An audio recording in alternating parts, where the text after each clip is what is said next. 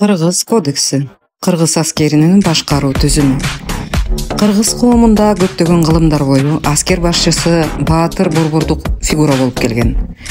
Бул фигуранын социалдык мааниси бир аз өзгөрүп турганы менен анын негизи өзгөрүлгөн эмес. Көп учурларда аскер башчысы уруунун же уруктун жетекчисинин бийлигине ээ болгон эмес.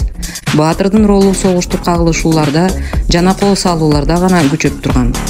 Тынч мезгилде толук бийлик уруу аксакалдарына таандык болуп, алар көчүп коонун тартибин белгилешип, айыпкерлерди соттоп, көптөгөн башкаруу чечимдерин чыгарышкан. Кыргыздардын аскери жортулдун учурунда араанарда оң араан, сол араан жана орто араан болуп 3 отрядка бөлүнгөн. Андан тышкары ар бир уруу оң жана сол болуп 2 канатка бөлүнгөн. Кийинчерээк так ушундай аскердик бөлүнүүлөр Чыңгызхандын доорундагы монголдорго да болгон. Кыргыз аскерин ондукка, жүздүккө, миңдикке жана 10 миңдикке түмөнгө бөлүп, уюштуруу системасынын колдонуп келгени Манас эпосунун маалыматтары менен да, тарыхый даректери менен да ырасталып турат.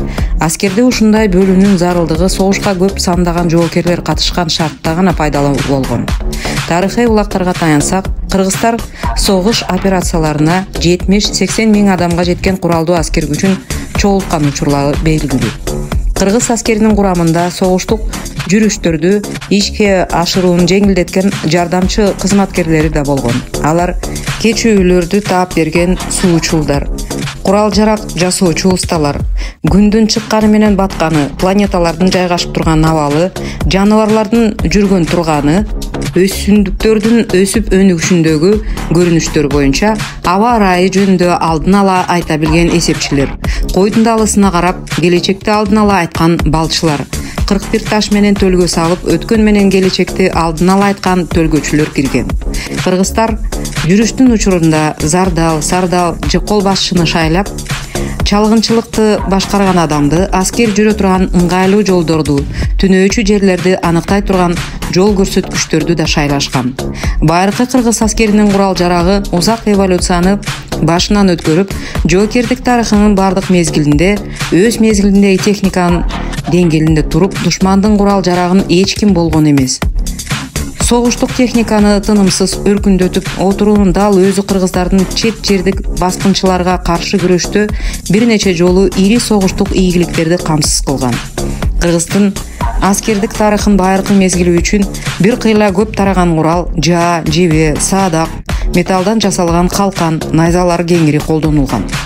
19-кылымга чейин кыргыздардын эң жакшы көргөн куралы секира, айбалта болгон.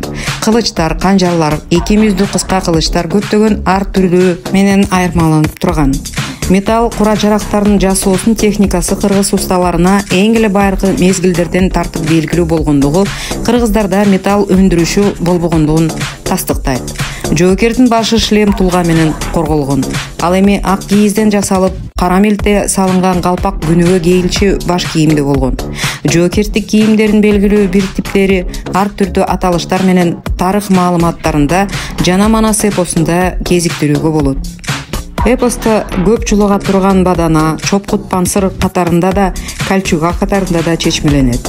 Бадана менен чопкуттан башка да кыргыздар көкүрөккө кийилчү металл зооддорду, чарайна, кыякты, булгары зоодду, шырпылдакты пайдаланышкан. Хакастар, кыргыздар жөнүндөгү Кытай булактарында атчан аскерлер колу менен бутун жаап турган кичинекей жыгач калкандарды, ошондой эле ийиндерин коргоочу анча чоң эмес тегерек калкандарды колдонушканы эскерилет.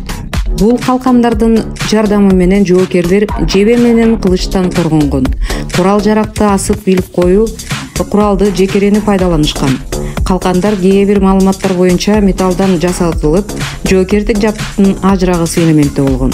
Кыргыз аскеринде ат маанилүү орунда болуп, аттарды жүрүшкө даярдоо, аларды алыскы жол жүрүүгө машыктыруу, согушка пайдалануу үчүн үйрөтүү зор орунду ээлеген. Аскер атынын салгылыштарды чечүү ролу Манас эпосунда мингич аттын аздектөөнүн бүтүндөй бир жөрөлгөсүн түзгөн. Атты жакшылап бакса, кыйын учурларда ал ээсин жоодон куткарат деп ишенишкен. Кыргыз макалдары аттын ролун өтө так жана толук мүнөздөгөн. Атты баксаң ардактап, жоого бербес тар жерде, ат эрдин канаты жана башка.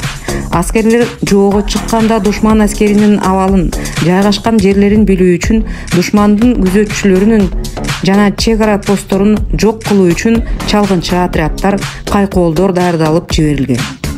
Чалгындоонун алдында аттарды кылдаттык менен тандоо, курал жарак менен жабдуу иштери жүргүзүлөт. Кээде чалгындоо кеңири мүнөздө жүрөт. Манас эпосунун бир нече жеринде 4 чакан же ири чалгындоо отряддардын ар тарапка жиберүү жөнүндөгү буйруктарын кезиктирүүгө болот. Чалгындоонун ушундай эле системасы кийин Чыңгызхандын моңгол аскерлеринде да колдонулган. Аларда да жүрүш учурунда 4 тарапка 200 кишиден турган 4 чалгынчы отряд жиберилип турган. Согуш учурунда душмандын ыркын бузуу, алардын чалгынчыларын колго түшүрүү максатын көздөгөн согуштук амалдардын системасында буктурма маанилүү ролду ээлеген. Кыргыздар согушта табигый географиялык шарттарды, ландшафттын ыңгайлуу мүмкүнчүлүктөрүн, өңүткө оңтойлуу жайларды пайдалануу мисалдарды, кыргыздардын стратегиялык жана тактикалык билимдеринин күчтүүлүгүн далилдейт.